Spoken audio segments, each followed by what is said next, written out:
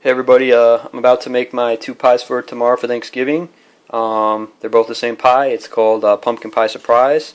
I make it every year. Sometimes I make it at Christmas, and everybody always asks me what the recipe is and how hard it is to make.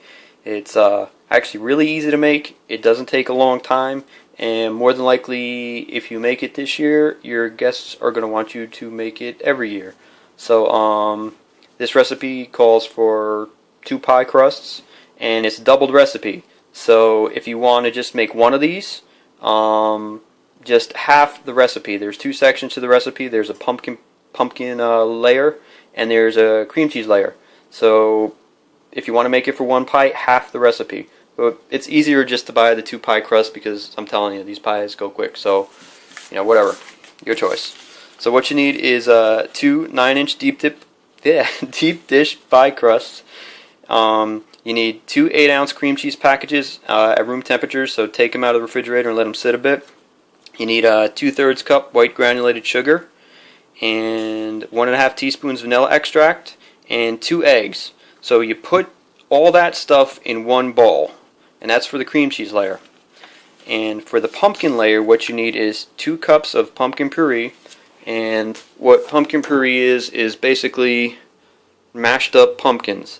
There's actually two kinds of this in the grocery store. There's one that has all the ingredients, like the evaporated milk and the spices in it. Don't get that one. Just get the one that's the puree. Okay? And you need 1.5 cups of evaporated milk, 1 cup packed light brown sugar, and for those of you that don't know how to cook and are going to try this, how you pack sugar in a measuring cup is with the light brown sugar, it's kind of fluffy. You take it out of the bag and you pour it in the measuring cup, and it's kind of just sitting there looking all airy and stuff. Push down on it with your hands and it'll condense, and put enough in there that when you push it down and condenses, you actually get your 1 cup of sugar. Don't just pour it out of the bag into the cup and assume that that's a cup. It's not. You also need 4 eggs, a half teaspoon salt, and 2 teaspoons of pumpkin pie spice. Before you do all this, turn your oven up to 400 degrees, and what you're going to want to do is let the pies bake in the oven for 15 minutes at 400 degrees. After 15 minutes, you're going to want to lower the temperature to the oven to 350 and cook for 45 minutes. When I say 45 minutes, it may be a little longer, maybe a little shorter, depending on your oven, but there's sort of a test you can do to see if your pies are done. So when you mix all the cream cheese stuff together, it kind of looks like this. You want to mix it all up so that there's no lumps in it. It's pretty smooth. At first when you do it, it's kind of liquidy, but if you mix it enough, it'll kind of, just sit there in a bowl. This is the mixed up pumpkin pie ingredients, or the pumpkin layer ingredients. So let me show you what to do next. So you're going to have 2 pie crusts, okay? And each pie crust, you want to put an equal amount of each ingredient. The first thing that goes in each pie crust is the cheesecake layer. So I'm going to put the phone down and do that.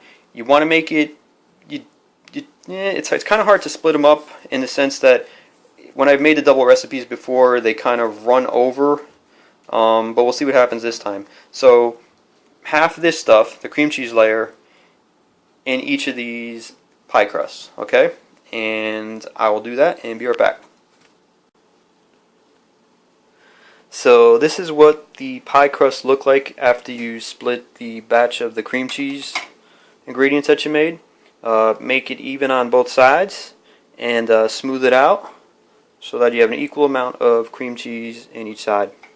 So next what you're going to do is you're going to take this pumpkin layer and you're going to want to pour it equally into each pie.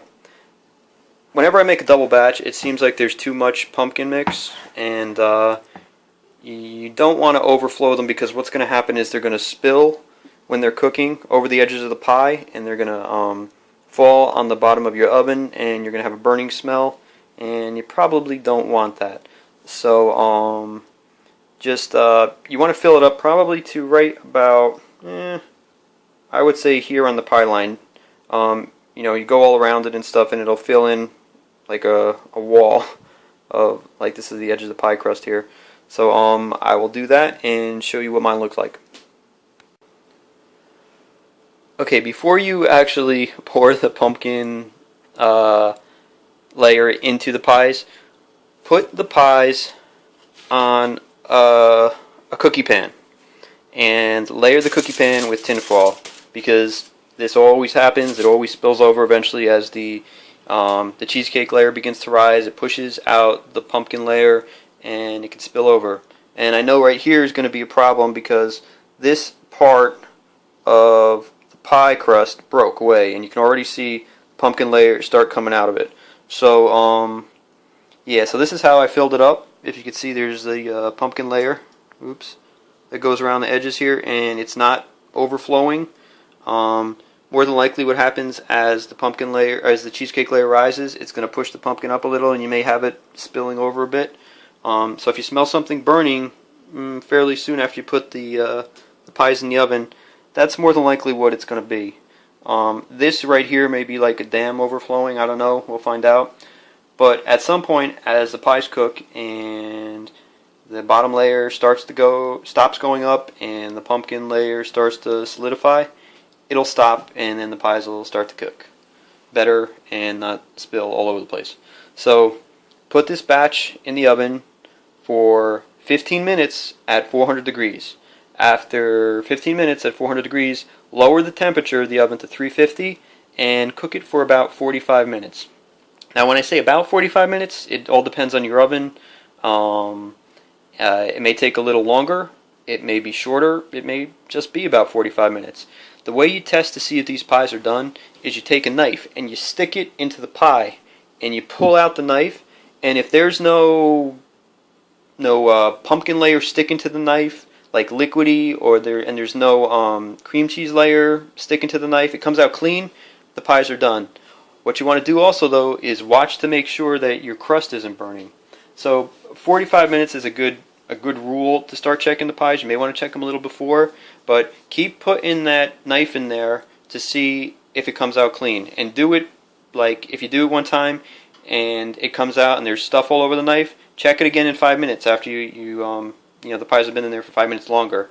And if it's still like that, check it again after 5 minutes. Because when it gets to that phase, you don't want them to start burning, because then you kind of ruin your pies. So when we get to that part and I put the knife in and it's clean, I'll show you what it should look like and probably what it shouldn't look like. Okay, I just checked the pies to see if they were done before I recorded this. So they're actually done. It's 45 minutes on the dot. So you stick the knife in the pie, you pull it out, you see how there's nothing on there, it's clean. That means it's done. So what you want to do is take them out and start to let them cool. Let me take these out of the oven and I'll blah blah blah some more. Be right back. So that's pretty much it. Once you stick the knife in the pies and you pull it out and there's nothing on them, they're ready to be taken out and cooled. Let them cool outside the refrigerator first. What I usually do is I stick them in front of a window and open up, just like they did on TV, because it cools them faster. And what I do with these pies, and pretty much any pie that I make, is after it's cooled off, at room temperature, I actually put it in the refrigerator, because to me, I don't know, pies taste better when they're colder. Especially these, since they're like cream cheese and all on the bottom. So there you have it. I hope your pies turned out hopefully as well as these did. This is probably the easiest ones that I've had to make in a long time. They actually didn't spill that much in the oven at all. So sorry, this is like Thanksgiving Eve that I did this, and you're probably not going to be able to do this, but maybe if you want to make them for Christmas, you could do that. So enjoy. Later.